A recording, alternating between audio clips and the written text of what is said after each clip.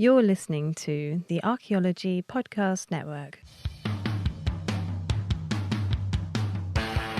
Hello and welcome to the Archaeotech Podcast, episode 74. I'm your host, Chris Webster, with my co-host, Paul Zimmerman. On today's show, we talk about historic preservation using structure from motion and photogrammetry. Let's get to it. All right, hey everybody, welcome to the Archaeotech Podcast. Welcome, Paul. How's it going? I'm pretty good, Chris. How you doing? Not too bad, not too bad. Hopefully, if you're hearing this and you're in Southern California by any chance, if you're hearing this on the day that it comes out, which is Thursday, March, I don't even know what day that will be, March 8th, then please, if you're anywhere near the Society for California Archaeology meetings that are happening in San Diego, then come by and check me out at the Archaeology Podcast Network booth, and I'll also be at the Wild Note booth, but it's right next door, so I'll have somebody in there. We got some really fun swag. I have an Archaeology Podcast Network pillow that I'll have there, which is amazing. It's from TeePublic. I love it. It's black, has the APN logo on it. It's totally ridiculous. Nobody's going to buy that, and I hope nobody buys it because I want it in my house. So, all right. So today we're going to talk about, like last week, we talked about an article from the SAA's Advances in Archaeological Practice. However, I got stuck by their system and didn't realize the article was like 3 years old. Still had a great conversation about it, but this article, however, is from SAA Advances Volume 6, 2018. It actually just came out, I think, a couple of months ago, as we're talking about this live in March of 2018. I think it came out last month, whatever the latest issue was. And the name of the article is Using Structure from Motion Mapping to Record and Analyze Details of the Colossal Hats, or pukau, of monumental statues on Rapa Nui, otherwise known as Easter Island. And it's by Sean Hickson, Carl Lippo, Terry Hunt, and Christopher Lee. And we did try to contact Sean Hickson, actually. One of his emails bounced back. The one that's listed in the article here actually bounced back, so I don't know if that was a typo or what. But if anybody knows Sean Hickson or any of the other authors and can get a hold of us, we'd like to get their thoughts on why they did this project and how it came about. But in the meantime, we're just going to talk about the article and what they did, but really we're going to talk about what you can do with photogrammetry and structure from motion and what that actually even means. So first, let's talk about photogrammetry. In its base sense, photogrammetry, as we've talked about before, is just taking a whole bunch of pictures in a certain way to create a 3D model of an object. Really to create a 3D point cloud that you can then, and really a point cloud is just a cloud of points. It's exactly what it sounds like, millions of points usually. And you layer on top of that either actual imagery, so it can be like a photorealistic kind of imagery, or you just create a really dense point cloud, and maybe it just stays a point cloud, so you can get some really good textural, I guess, detail on that. And structure from motion mapping is it's another type of photogrammetry, basically, and that is what we are going to talk about in this article. So the article, I'm going to really just get into it. It's kind of a short article. They spend a lot of time trying to explain to people what photogrammetry and structure from motion is, and how all this stuff works. But really what they were doing was, as I mentioned in the title of the article, they were taking those red hats that you may have seen in pictures, or pukau, they call them. And it's red because it's a red sort of vesicular, I think it's basalt or something like that. It's volcanic either way. It's mined in one spot on the island. And then some of these were, I think they said like 12 metric tons, and then hauled across the island like 12 kilometers in some cases to where these were. I have no idea how they did that. That's just totally amazing. Space aliens, probably. Of course it was aliens, yeah. Now, the good thing is, I mean, if they knew what they were doing, these are round, so they probably quarried and shaped them on location at the quarry.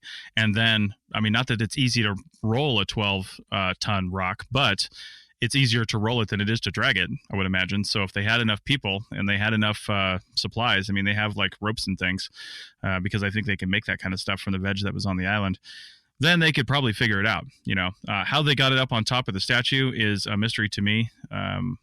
My thought has always been they would build up earthen ramps to get up there or something like that, and then deposit up there and then excavate out the ramps. Still takes an amazing amount of person power to just do that. But yeah, either way, one of the reasons they were trying to do this and figure out a way to use photogrammetry and the structure from motion photogrammetry to record these things is two reasons. One, preservation. So the items, these hats and the statues themselves, the moai, are they're not preserving well.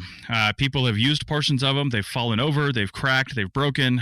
There's, the hats in particular. People have taken pieces off of those and used them for other buildings for the last few hundred years. I don't know how much of that is happening now, but one thing that is happening now that's been happening for at least 100 years is sheep are grazing all over the island. At one point, it says there were 60,000 sheep just running all over the island. And one of the things they would do, because these hats and things were like crushed, well, the sheep, even though they're slow and methodical about it, when they do it every single day, and there's thousands and thousands and thousands of them, they're just slowly walking on the fragments of these things and just breaking it up and crushing them even more. And they're walking up on top of them and doing all these things. So it's kind of just slowly but surely degrading these hats. And another thing regarding preservation and then analysis on top of that is, as they're mapping these things with detailed photogrammetry, some of the things that just aren't visible to the naked eye because maybe lighting conditions or whatever, or maybe we're just not sensitive enough to see these things.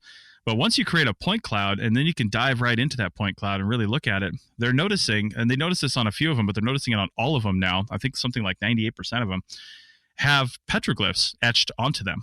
And a lot of these, they didn't even know that there was something there, but photogrammetry can really pull that out because of the detail that it can see once it does all its analysis.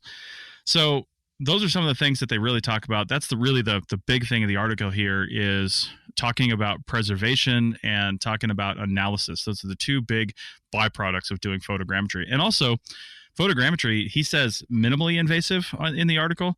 And I would go ahead and say it's completely non-invasive. So I don't know how invasive it's going to be to just take a photograph of something, especially these stone rocks. Now, I guess if you're taking photographs with flash photography of things that can be damaged by the flash itself, then that is slightly invasive. But the advantage you get from that, obviously, is ultra high preservation. So anyway, I would go ahead and say it's a non-destructive, non-invasive technique in almost all cases. And especially in this case, there's no damage they could have done by taking photographs of these things. And the only thing they had to do on top of photographs was take ground control points and measurements. So they'd have these, somehow they'd have known lengths, objects of known length or known points within the photos. So you can add those as markers in Photoscan. And then once you do that, everything is measurable to the most accurate measurement that you had within the thing. So if you've had like total station points accurate to say 4 or 5 decimal points on your location, then your model is going to be measurable to 4 or 5 decimal points, whatever your most accurate thing was, which is kind of amazing when you think about it. So anyway, I think that's the summary of the article. And I want to talk a lot about preservation and some other things, but Paul, you're not as familiar with this photogrammetry stuff as I am, because I've done a lot of this stuff. What are your initial thoughts on this as somebody kind of coming fresh into it?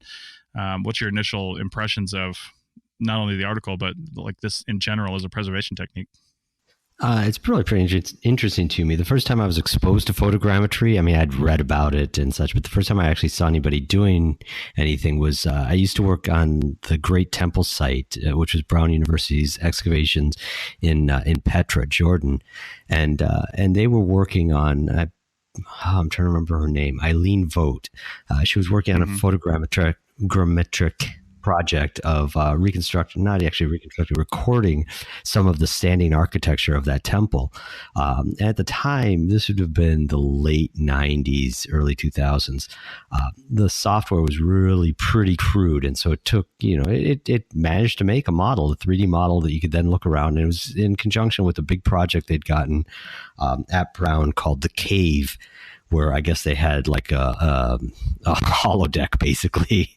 And so you could go and stand in that one corridor of the temple with the photogrammetric reconstruction around you and look at it. I don't know how useful that necessarily was in terms of preservation or in terms of analysis. I think it was more to test the boundaries of what they could do with photogrammetry to record architecture. And so they were definitely expanding in that avenue, and they were expanding what they could do with the computer work. But I didn't participate in that. I looked over her shoulder a few times and saw what they were up to and thought it was pretty cool. But I want you actually to back up a little bit. Structure for motion, is that a program? Is that a methodology? Could you go into some detail about that? Yeah, it's a methodology, and I'm not. I want to try to pull out some actual, some actual phrases from the article here because he actually explains it really well, probably better than I could. And I mean, structure from motion is a photogrammetric technique, just like he mentions laser scanning is an alternative to structure from motion, but it's also kind of a photogrammetric technique, really, except it's not photos, it's laser scanning. But you get a similar product from it. So let's see, what does he say here? Photogrammetry is a practice of using photographs to make measurements. Structure from motion is a subset of photogrammetry that consists of a range of imaging techniques that models three-dimensional structure. So it's really talking about modeling three-dimensional structure. And when they say structure from motion, I mean, really, it's kind of a weird phrasing, but it's really going around an object, and really you need three perspectives typically. So a lot of times people will just like, let's say you're doing a structure, and let's say you've got a drone, for example, because you need to get the top of the structure as well. So you take pictures with your camera in a normal orientation, like landscape orientation, all the way around the structure. Then you rotate your camera 90 degrees and you take all those photographs again. And then you can rotate your camera 180 degrees, or you can rotate it 90 degrees the other direction, and then you take all those pictures again, and you have a 70 to 90% overlap on your photographs. And from that, and possibly when they say structure from motion, what they possibly mean is it's kind of magical when Photosoft, Agisoft Photoscan, or any other photogrammetry program, when they look at these things, they're looking at the stuff that's, quote, not moving. You know what I mean? Mm-hmm. So it's weird because like trees and stuff like that, because they're kind of in a different spot and they might have moving leaves and things and stuff like that happening, or even people, if people are in there and people are moving around, they won't actually be created in the point cloud because they're moving. And anything that's not in the same place in consecutive images is not actually mapped by the software. So it's kind of magical the way that works. It makes it kind of weird if you're doing landscape for this stuff and it's a windy day. You'll get some weird artifacts from it if like trees are moving around and stuff, and you don't have enough photographs where they're in the same location that it can actually pull it out. And I'm not even sure what the tolerance on that is. Like if it's just kind of moving a little bit from the wind, is it actually going to blow it out entirely or something? I don't know. But it makes it something you have to consider if you're going to do this on a windy day with objects that could possibly be moving in the wind. But stuff like what they did here, they're just sitting there and they basically put a measurement tool on it and just took a whole bunch of photos in different orientations in order to build this. And that's what they're calling structure from motion, because theoretically you can do photogrammetry, just straight up photogrammetry with just 3 images. Honestly, I mean, it really needs 3 points to kind of get the 3D imagery down. It won't be very detailed, but you could do it. It won't be a very good one. The more images you have, the better it is. Let me see some other stuff that he says here. So the motion kind of implies the camera moving around the object. It doesn't imply, like I first interpreted the name. Right. I heard it, I was thinking that it was pulling it out of video, which might be possible, but actually that is possible. We actually downloaded because we were looking at taking because the drone that I've got will do 4K video, up to 4K video, but it'll also do raw JPEG images. So I created a program. Well, I used a program and created a flight plan to record this one area that we were looking at. And I had the drone snapping a photograph every so often in order to get the overlap. But the downsides to that were I had to have it fly really slow because its processing time and this was with a high speed SD card inside of there too. But the processing time on a raw photo image, and we wanted raw because raw absorbs it is not only the highest resolution you can have, but also it brings in a lot of the metadata like the GPS coordinates and things like that. So that was good to have the raw photos so we could have the locations and all that stuff tied to each photo. But the problem is the drone had to fly so slow because the processing time after a snap was long enough that, it just needed to fly slow so I could get that overlap. Now, one of the things we looked at was just doing 4K video, and the whole video is georeferenced, so that's not a problem. And then pulling snaps out of that video, because if we could do that, then we could fly really fast around an object and really save the battery and get a whole bunch of stuff done. So we found actually a free program online where you basically you set the interval and it pulls basically a snapshot out of the video at whatever interval you set. So if you're flying at 7 miles per hour, you'd have to calculate, well, what interval am I going to need to get 70 to 90% overlap? Probably pretty quick, probably every second or even less than that, just to get your images, because Photoscan won't work with a video just yet. When you can drop a video in that thing and have Photoscan pull out the images that it needs in the interval that it needs and then create something, that is going to be kind of amazing. But right now you have to have that intermediate step where you pull out the images and then drop all those into Photoscan. So, and the nice thing is, you can have a little bit of blur in your photo. They don't need to be like the best photos you've ever seen. You just need a lot of them, and it will pull out that structure, and it will pull out that imagery that you're trying to look for. I mean, the more photos you have, the better it's going to be.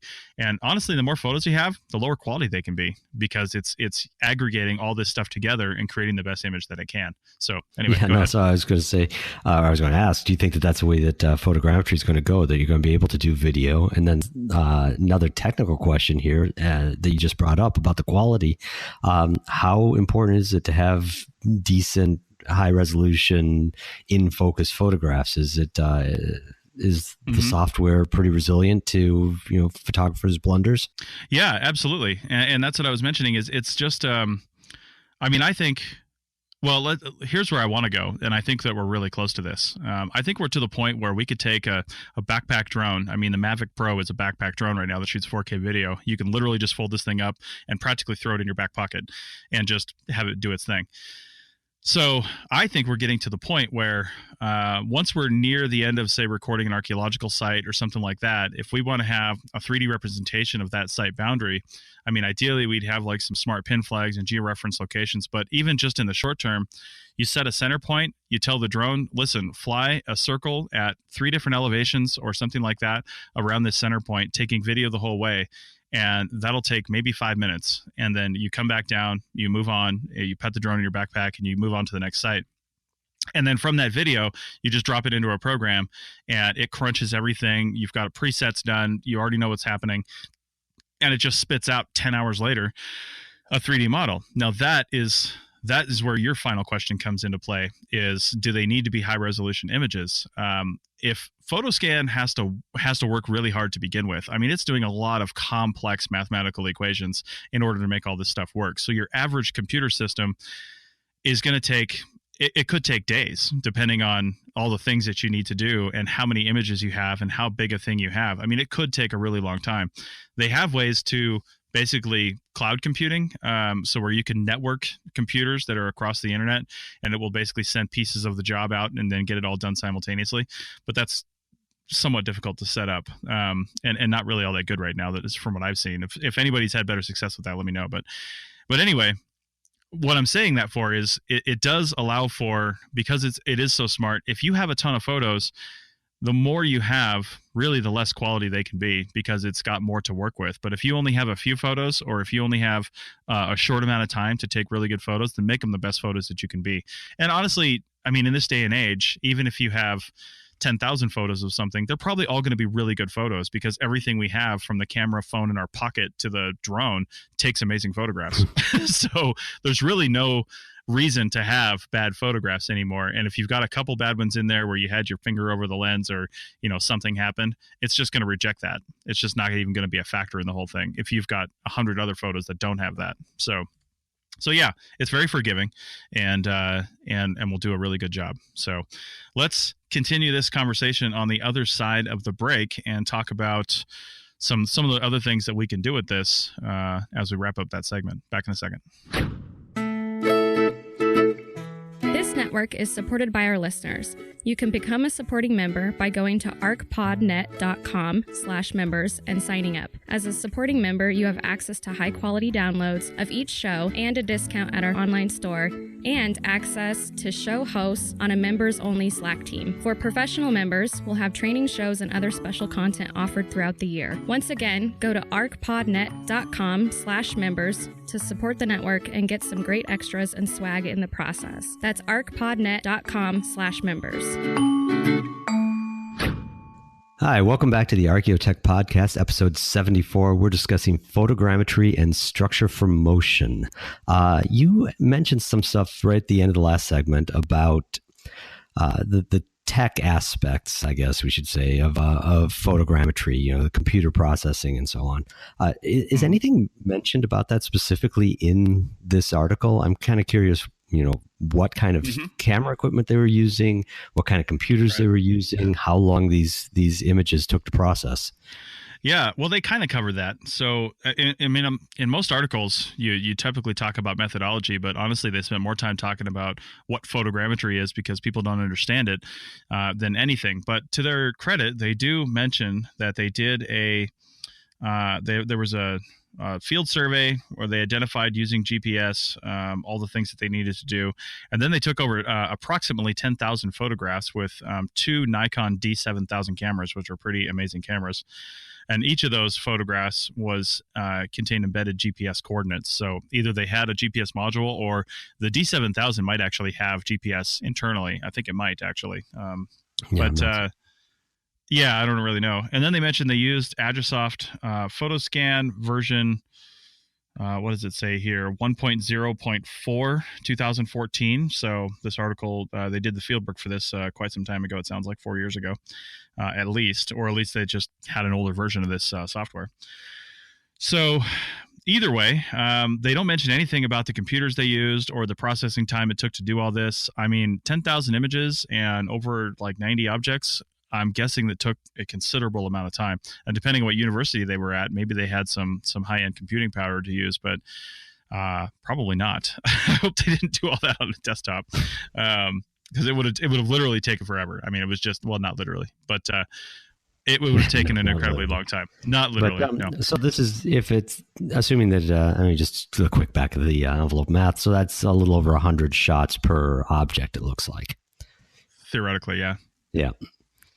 Which isn't too bad. I mean, if you think these are pretty small objects, yeah, I mean, they might weigh 12 tons, but they're still only a few meters across in diameter. And that's really not that big. Right. And there's a lot of detail to the surface of them, but there's not a lot of detail otherwise. Like they're basically big shaped lumps of rock with carvings in them. I mean, so you don't need a ton. Honestly, 100 photographs sounds like a lot for something like that. So they're probably just being cautious and, took as many as they could. But if you need that 70% overlap in the shots, then that makes sense to me. Actually, it brings up another question. Since I haven't done photogrammetry before and you have, is it possible to take shots, like farther out shots, to try to get the overall structure? And if you have some part of the object that has detail that you're especially interested in, take some close-up shots or even macro shots and mix those together in the same model? Or does everything have to be kind of an overview? Right. In my experience, everything needs to be at about the same distance from the object. So you don't necessarily need to be zoomed way out, standing way out or standing way close.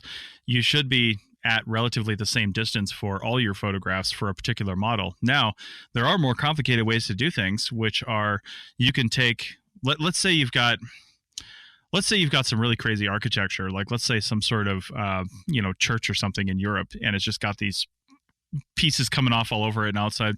Well, you would want to take, probably using a drone, because you need to get up and over this thing, but you would take all of your initial photographs of the entire structure from probably the same distance and just get all the way around the structure and get everything, create that model, and then see where your holes are, and then go back and I've never done this, but I have heard of people doing it, and I've actually seen, God, I'm trying to remember where that was. Somewhere over in the Middle East, they did this level by level structure. Like they were excavating down and they were doing photogrammetry of the entire area after each level was excavated across this whole entire site. And then when they were done, they had to make all those individual models. And then they were done, they took those models and they brought them back into Photoscan and basically stitched them all together. They brought all the models together into Photoscan and created one massive model. So to answer your question, yes and no. You do, if you're doing one model, you probably should have everything at about the same distance from the object because it uses those sort of calculations to make what you're looking at. But you can go in and take detailed shots of certain things, but that's a separate model that you can probably add on to the other model later on, as long as everything is in the same space. So everything is in the same coordinate system. Everything is within the same dimensions. You have the same markers and things on there. to measure it. So otherwise it's going to be really complicated and come out really funky. But if all that's similar and you drop it in, especially if it's georeferenced, like if you have not just measurements, like I know this is a 10 centimeter length and that's what I'm using as my marker. But if you actually have a high precision point in there, you could bring those models together, line those points up, and then your models will light up magically right on top of each other as long as your coordinate system is the same throughout the entire thing. So, yeah, it's a lot of work. I mean, this is by no means an automated process, even though Photoscan has a lot of automation within it. There's also a lot of presets and settings that you have to go through for each one of these steps, because they have the workflow in this article, and I thought it was really good. It's a basic workflow because they did skip some steps that either they didn't do or they should have done. It looks like they have some good models. So, but here's the basic workflow.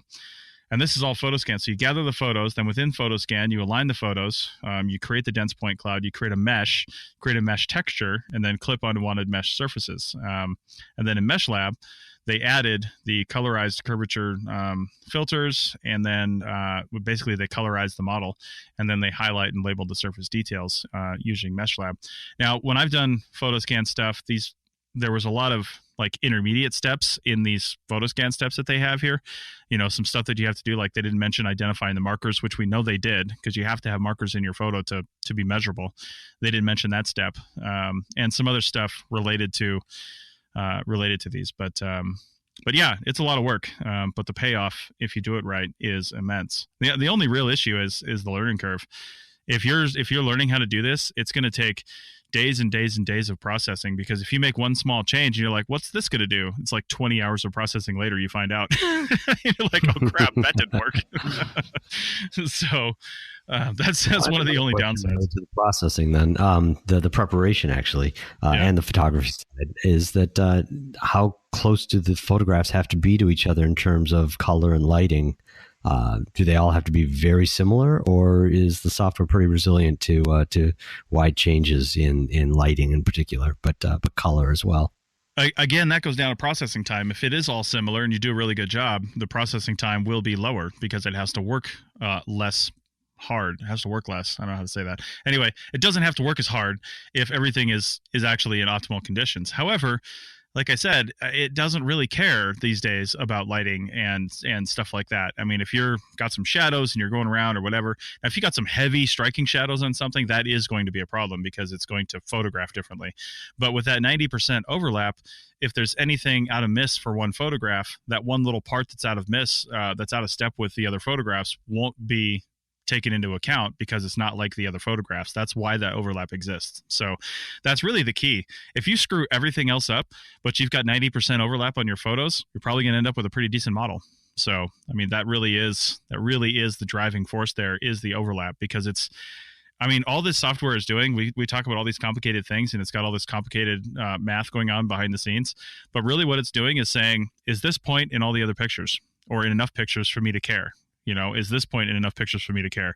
If it is, then it saves that point and creates that point. But it's just doing that millions of times for each model. And that's where all the complicated algorithms come in. So, and if you just, like I said, if that's the only lesson you take away from doing photogrammetry is take a shit ton of photos, then you're probably going to end up with good models. And this is what I want to encourage people to do.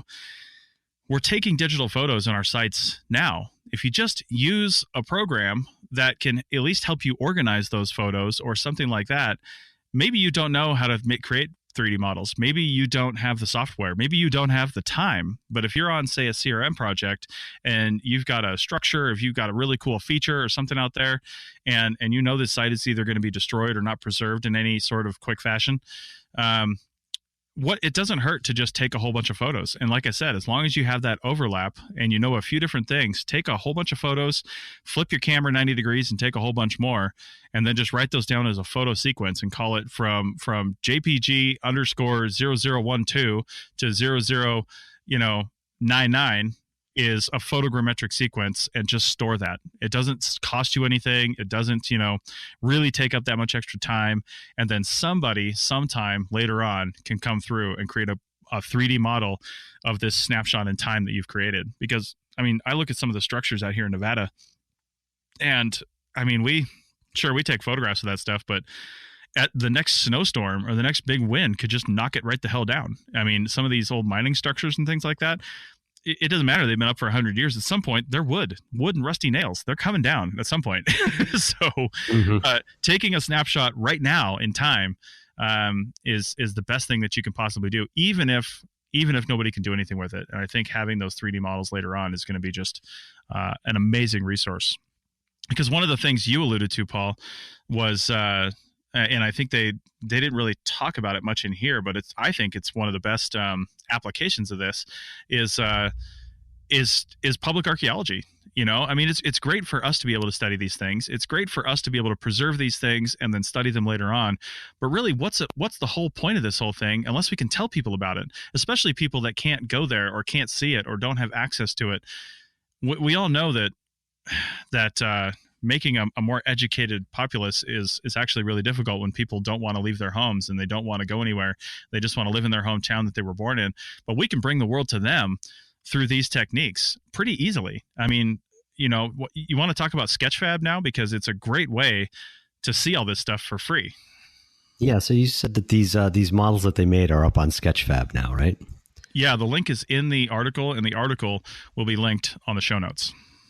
That's great because I don't know. I was at a symposium a couple months ago, and there were some disparaging comments from some of the people presenting about Sketchfab, and I just couldn't disagree more strongly with what they had to say because I haven't used it heavily, but I have actually used it for teaching materials in class I teach.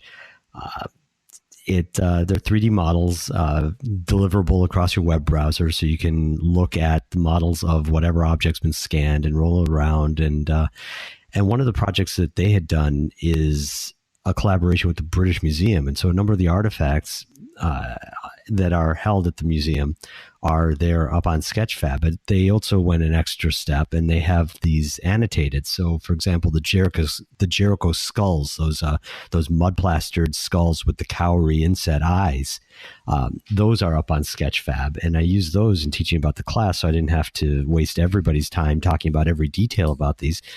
But I could point out to a couple of students who might be interested in it. I said, "Hey, go look at this," and they, on their own time, can go to the website and roll this model around in 3D and look at the annotations and find out more details about it. They can look at it from angles that I've never been able to see before. You know, the flat bases, which imply that they were set out like on a shelf or something to as a display. That's something I didn't know. I may have read it at some point, but I could see it with my own eyes by rolling it around upside down on Sketchfab. And it seems to me that Sketchfab, as you know, there's a lot of garbage up there, and the disparaging remarks from that symposium were because of the relatively low resolution of the models that they have. Not anything serious about, you know, what its intent is, but it seems that Sketchfab as a resource for public archaeology, for people who want to show off the objects that they've found, that they've studied, that they've discovered, whatever, it's a really good way for them to do so. And, you know, in popular imagination, a lot of archaeology is about, you know, treasures and objects and artifacts and such. And a lot of our study actually still focuses on these things. And so it's a good way to put information out available to the public in a very easy way. And so I'm glad that on this particular project, they did the same.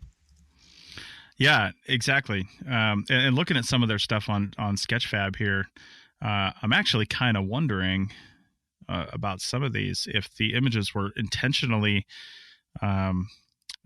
blocked out because of culturally sensitive material, or if they just didn't have the imagery for some reason. I'm looking at one of these Moai images. Which one is this? Let me see if I can pull the name out. Yeah, anyway. I'm looking at one of these, and it's got historic graffiti on it. I see J.C. something or other, somebody's name. They just like in really huge fashion.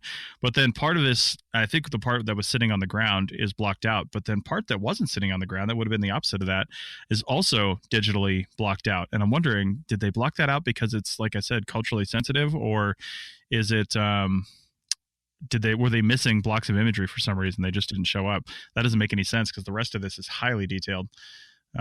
But to your point, this is a great way to teach people about things that they can't see and they can't do anything with. And if you have sensitive information, well, simply don't show it or block it out like these guys did, and just curate what you want the people to see, and then explain why you've done that. I think it's bad form to just block stuff out and not give a reason for it. But if you block stuff out and say, hey, we had some other stuff in here, but it's culturally sensitive and we were asked not to show it, or we were asked not to, for one reason or another, we decided not to show this. And I think it's important for people to know that, just as important as it is for people to actually see the things. So anyway, a few minutes left in this segment. What are your final thoughts on this whole thing? So I'm liking it pretty much. I love it.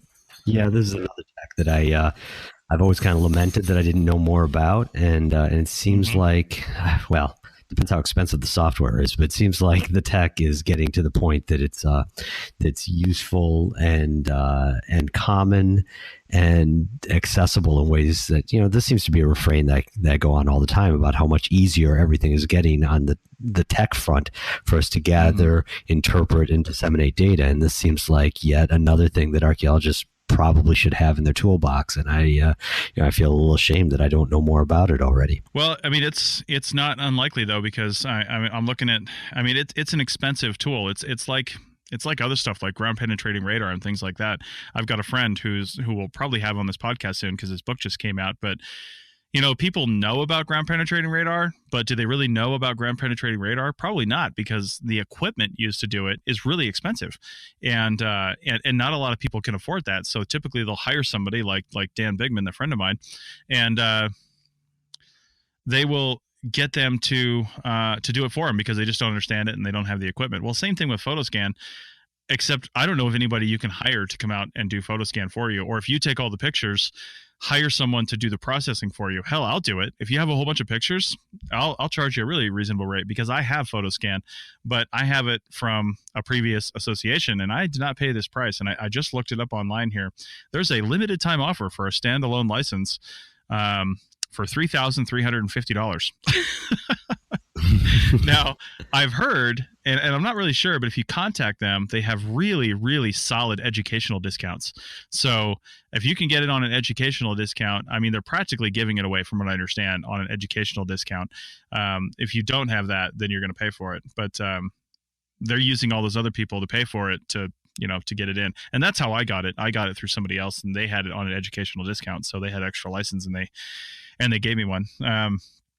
So anyway, just like we have, we've got radiocarbon labs, and we have people like your friend doing GPR, and there are other specialties that aren't necessarily tied to one project or one company in particular, but they rent out their services and their materials and their time to other archaeologists. Maybe that's a business opportunity for some aspiring photogrammetry expert in archaeology to do, is to coach people on how to take the appropriate pictures, and they'll have the hardware and the software in order to process them and give you back a model of your own artifacts or landscapes or architecture or whatever it is that you're doing. Yeah, absolutely. So, all right. Well, I think that about does it for this article. Again, if you're associated with the people that wrote this or know them at all, please have them contact us. But we would love to get their thoughts, because I know as an article goes, you have a limited amount of space and you really got to get your stuff out. I'd really like to know what they think about this and where they can go with it, moving forward. So, all right. Well, we're going to end this right here and we'll come back with our App of the Day segment. Back in a second. The Archaeology Podcast Network has partnered with TeePublic to bring you some awesome gear that looks good, promotes archaeology, and puts a few pennies in our pockets so you can get free podcasts. Check out our designs at arcpodnet.com/shop. That's arcpodnet.com/shop. All right, welcome back to the Architect Podcast, episode 74, and this is the App of the Day segment. Now, I'm just going to bring this up because I really want to highlight it as an amazing tool that archaeologists can use, and we've obviously already talked about it, but my app is just going to be Agisoft Photoscan. Now, it's not an app in the sense that you can use it on a mobile device, because obviously the computing power is way too high. You download this onto a Mac or a PC, works on both, and probably works on other systems as well. But just go to Agisoft, and that's agisoft.ca, and Photoscan will come up, or you can just type in Agisoft Photoscan. They've got a lot of really cool images on here, and some stuff that you can see. And they are they link YouTube for a bunch of application examples on YouTube, and they link Sketchfab, which we've already talked about, as a resource to see a lot of stuff that was generated within Photoscan. So just to let you guys know, some of the supported image formats that they have listed right on their front page here is JPEG, TIFF, PNG, BMP, and then they list JPEG again. But those are the kinds of images you can bring into Photoscan.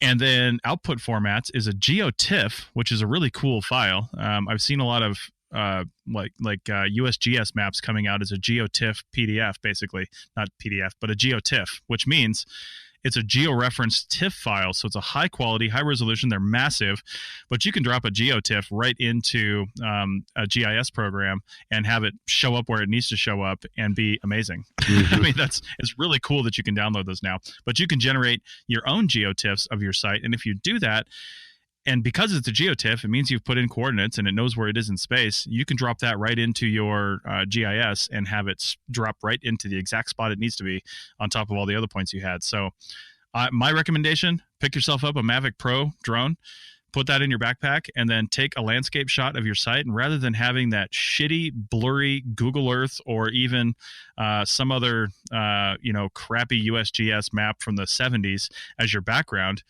how about a GeoTIFF of the actual surface that your site is sitting on? Put that in the background, and let's level up the production here in Archaeology, because that really wouldn't take a lot of extra time, but the output would be amazing. So I think it'd be awesome.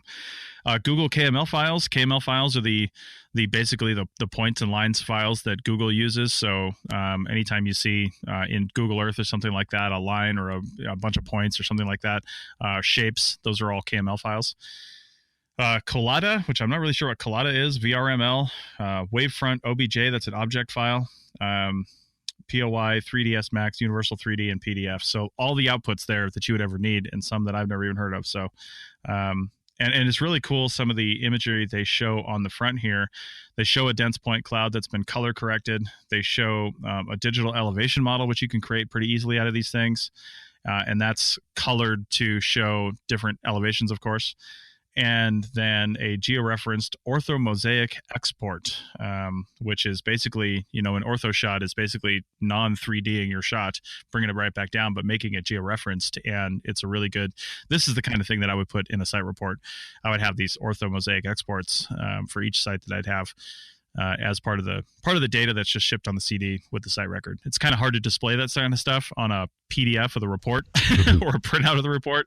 I love the day when we all go to just really high quality PDFs with all this dynamic stuff in here, because these 3D files, you can actually drop these into a next generation PDF. People have been doing this for years, actually, and in that PDF, you can actually rotate and move around the image. You can't do that in like a standard flat PDF that most of your programs can record, but with Adobe Acrobat Pro, you can create these really dynamic PDFs. And I think personally that's where our site reports should go. That's what we should be using to create those things, so we can have these dynamics within our reports. So anyway, super short. As I mentioned in the program, standalone license is $3,350, and that's a discount. I don't know what the regular price is, but they do have a contact button here. And don't quote me on this, but if you call them and say I'm a nonprofit or I work for a school or something like that, I've heard that they cut pretty solid deals. So. And they're proudly Canadian, apparently, according to their website. I actually thought they were Russian, but they're proudly Canadian. Yeah. I actually thought they came from Russia for some reason. Somebody told me that. I guess that's wrong. Anyway, that's all I've got. That's my app of the day segment. Definitely check that out. And like I said, I have Photoscan, and I'm not the best at it. But if you want some stuff that you've got a series of photos and you want me to see what I can do with that, I'll just work something up and see if you like it, and then send it back. And if we want to work out an arrangement where you want to consistently do that, then let's talk, because I have some pretty solid computing power here. And, I wouldn't charge you by the computing hour, of course, because the computer just crunches numbers in the background. It's really just the setup and then, making sure everything's running properly and doing that. So let's talk. If you've got it, contact me. So otherwise, Paul, what do you have? Okay, well, I've got one that has no particular use for archaeologists, but today we had a Nice. snow day here, so I was going to spend the morning working on a programming project that I've been kicking around for a long time with a Raspberry Pi to make a serial interface and a web-controlled serial interface for Total Station.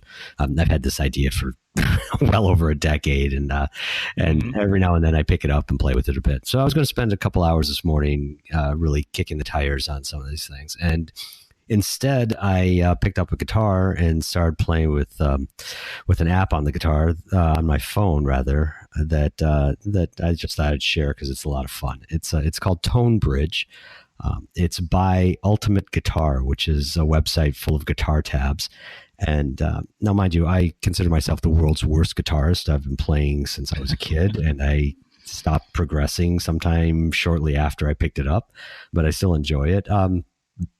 Basically, you take an interface, something like an iRig, which takes the guitar cable on one side, and the other side goes into the headphone jack on your phone, or else it goes into the lightning jack, and then you put headphones on, and they're modeled amplifiers and effects and such. So there's some that are like Amp Kit and Jam Up.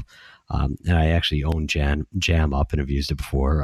GarageBand, you can do it, and listen, they're a lot of fun. Now these ones, you can set up a whole effects chain, different pedals, different amps, and you tweak everything on them.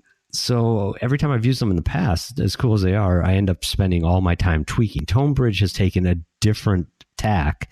What they have is a bunch of presets that sound a lot like various songs. And so you launch the app, and there's a big banner across the top of different collections. Full and juicy, pop hits, acoustic songs, whole lot of rock, hot leads, Metallica, post-90s. Anyhow, you get the idea. And so within that, they have a bunch of different patches. You go to the patch, and it's basically one pedal looking thing with part of the album art wrapped around it, and you can look. You click on a little eye in the upper right corner. It'll tell you what kind of guitar is suggested. If it's humbuckers or single coil, and which pickup that you should be using, and it shows you what the gear is in the chain. You can now, as of a more recent version, you can tweak the settings, but you can't switch around you can't swap out one distortion box for another one, for example. Only make minor changes to it. And it is just so much fun. I ended up spending most of the morning just plugging in and trying out different sounds that, from different songs that I kind of more or less know how to play. And most of these settings are really quite good. They come pretty close, or closer than I could ever get on my own to mimicking the sound. Now, you don't have a way of creating your own, unlike AmpKit, Jam Up, GarageBand. You don't have any way of creating your own presets. You don't have any way of sharing them with others. I know you can do that with Jam Up. You can request that the good folks at Ultimate Guitar make one for whatever song it is that they don't have in their library yet, but they've got something in the range of 10,000 different songs and settings in their library. And, if you happen to have one of these interface boxes, like the iRig, and you happen to play guitar even as badly as I do, and you want to play around with some different sounds, it's just a load of fun. So maybe Awesome. The archaeological connection is if you're going to the field and you bring along a practice electric guitar and you don't want to bring any other equipment, you can just bring a cable, interface box, headphones, and your phone, and jam along in the evenings and not disturb anybody, but have some fun with it.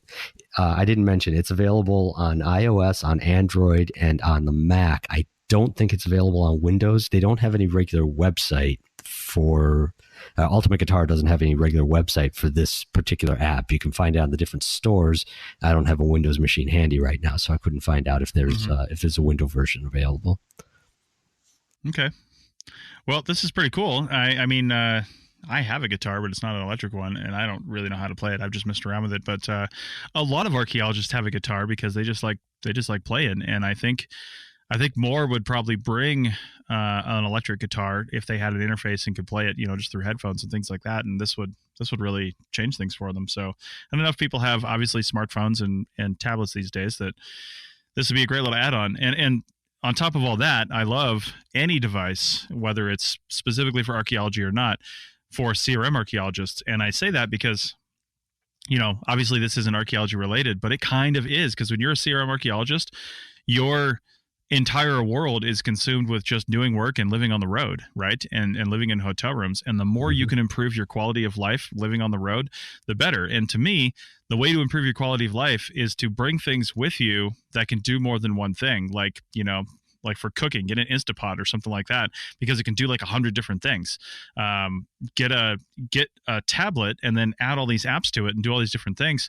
I mean, you could sit there and play your guitar with your tablet, and then you could watch a movie on Netflix, and then you could read a book, and then you could write up a document, you could write an email, you could surf Facebook, you could do whatever you want, all in one device. And that's amazing. So I like having these recreational tools as well, because the recreational stuff helps our quality of life improve, which helps our work improve. So that's fantastic.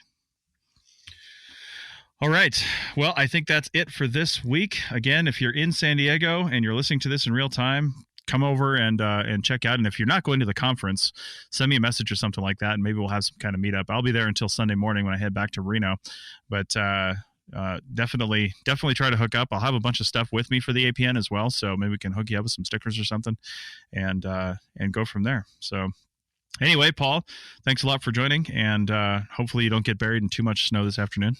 Well, we have thunder snow now, so maybe I will. I'm looking forward to it. Sounds exciting. I say you grab a hot cup of coffee and pour a little whiskey in there and just sit by the window. Now I got to run out in an hour or so. I've got to run out to Brooklyn, and it's going to take me an hour to get out there in no weather. So this might be a lot of fun. It might be a late evening for me. Nice.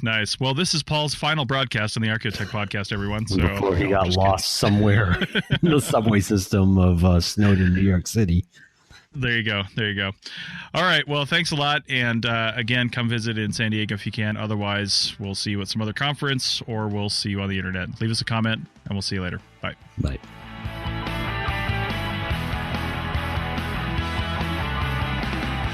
Thanks for listening to the Archaeotech podcast. Links to items mentioned on the show are in the show notes at www.arcpodnet.com/archaeotech.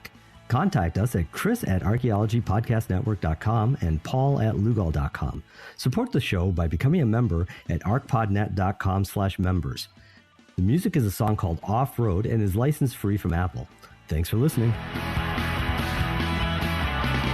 This show is produced and recorded by the Archaeology Podcast Network, Chris Webster and Tristan Boyle, in Reno, Nevada, at the Reno Collective. This has been a presentation of the Archaeology Podcast Network. Visit us on the web for show notes and other podcasts at www.arcpodnet.com. Contact us at chris@archaeologypodcastnetwork.com. Thanks again for listening to this episode and for supporting the Archaeology Podcast Network. If you want these shows to keep going, consider becoming a member for just $7.99 US a month. That's cheaper than a venti quad eggnog latte. Go to arcpodnet.com/members for more info.